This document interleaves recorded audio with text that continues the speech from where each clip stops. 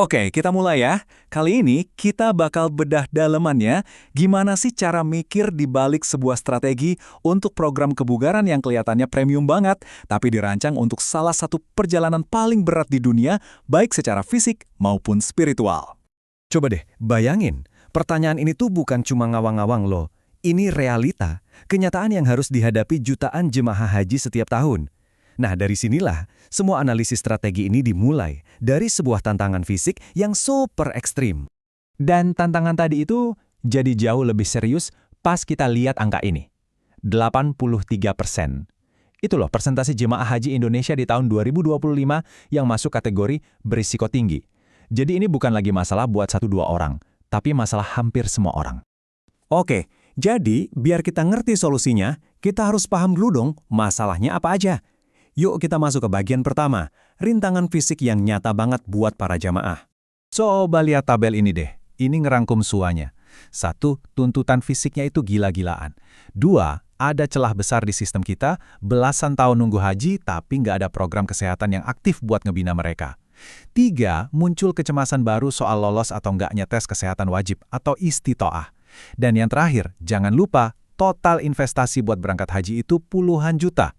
Nah, poin-poin inilah yang jadi alasan kuat kenapa program semacam ini tuh dibutuhkan. Oke, masalahnya udah jelas ya. Sekarang gimana dong strateginya ngerumusin solusi? Disinilah teknologinya masuk.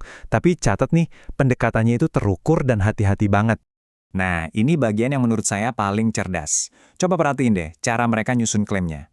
Mereka nggak ngasih janji muluk-muluk. Mereka ngurutin klaimnya berdasarkan bukti yang paling kuat. Klaim paling atas soal oksigenasi dan stamina, itu yang paling masuk akal secara ilmiah.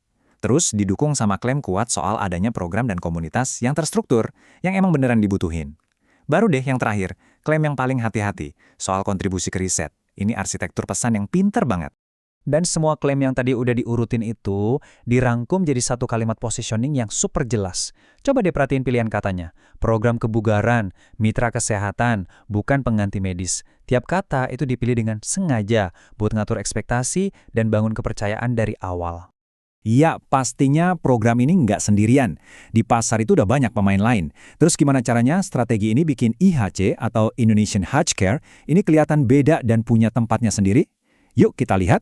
Di tabel ini, kita bisa lihat betapa cerdiknya mereka. Bukannya saingan secara langsung, IHC ini malah bikin kolamnya sendiri. Kalau dibandingin sama suplemen biasa, mereka nawarin teknologi plus program personal. Kalau dibandingin sama klinik, mereka bukan cuma ngecek kesehatan, tapi ngasih program aktif yang berkelanjutan. Dan yang paling penting nih, mereka bilang ke kelompok bimbingan haji, kami ini partner, bukan saingan. Jadi kuncinya itu ada di 3 pilar ini. Pertama, teknologi yang nggak ada duanya. Kedua, pemahaman yang dalam banget soal konteks spesifik haji buat orang Indonesia. Dan yang ketiga, ini yang paling susah ditiru, mereka memposisikan diri sebagai gerakan untuk kesehatan publik, bukan cuma jualan produk. Kombinasi ketiganya ini yang bikin mereka kuat banget. Oke, sekarang kita masuk ke bagian yang paling sensitif nih, harganya. Gimana coba caranya ngejual program seharga 10 juta rupiah? Ini tantangan komunikasi yang nggak main-main. Langkah pertama mereka itu ngasih kita angka pembanding dulu. Ini nih, biaya rata-rata buat naik haji reguler. Sebuah investasi yang gede banget buat sebagian besar orang kan? Terus muncullah angka ini, 10 juta rupiah. Kalau dilihat sendirian, wah mahal banget kan? Tapi strateginya nggak berhenti di situ. Nah, disinilah kejeniusannya. Lewat visual ini, mereka merubah cara kita mikir soal harga. Angka 10 juta itu jadi nggak kelihatan sebagai biaya tambahan, tapi lebih kayak investasi sebesar 18% buat ngejaga supaya investasi utama kita yang jauh lebih besar itu sukses dan lancar. Ini benar-benar ngerubah cara pandang kan? Jadi, inti dari semua ini simple banget. Mereka nggak jual satu sesi terapi yang mahal. Mereka jual satu paket lengkap, sebuah program persiapan komprehensif selama 4 minggu. Persepsi nilainya langsung berubah total. Terus, apa aja sih yang didapat dari paket nilai 10 juta itu? Ada 12 sesi terapi, ada konsultasi awal, ada pemantauan kemajuan kesehatan yang simpel, materi edukasi, dan yang nggak kalah penting, akses ke komunitas sesama jemaah. Kalau dirinci kayak gini, harga 10 juta itu jadi mulai terasa wajar, mirip-mirip sama paket kebugaran premium lainnya. Oke, kita sampai di bagian terakhir. Dan ini mungkin fondasi dari semuanya. Gimana caranya bangun kepercayaan di pasar yang, jujur aja, gampang curiga. Ini sama sekali bukan hal yang gampang. Kutipan dari dokumen strategi mereka ini nunjukin banget kalau mereka serius soal ini. Kepercayaan itu bukan nice to have, tapi emang sengaja dirancang dari awal buat menghadapi keraguan dari semua pihak, mulai dari calon pelanggan yang pintar sampai regulator yang hati-hati. Dan ini dia cetak birunya. Mereka sebut piramida bukti. Logis banget.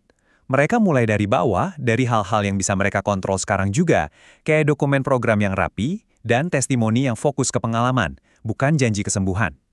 Sambil jalan, mereka naikin levelnya, cari dukungan dari para ahli, urus izin resmi, sampai tujuan utamanya nanti adalah punya publikasi ilmiah. Ini pendekatan jangka panjang yang solid banget. Jadi, setelah kita bongkar semua ini, ada satu pertanyaan besar yang tersisa kan? Di tengah lautan produk kesehatan yang kadang aneh-aneh dan cuma ikut tren, apa mungkin blueprint kayak gini, gabungan antara teknologi, transparansi total, plus misi yang super spesifik, adalah standar emas yang baru untuk bisa mendapatkan kepercayaan kita? Sesuatu untuk kita pikirkan bersama.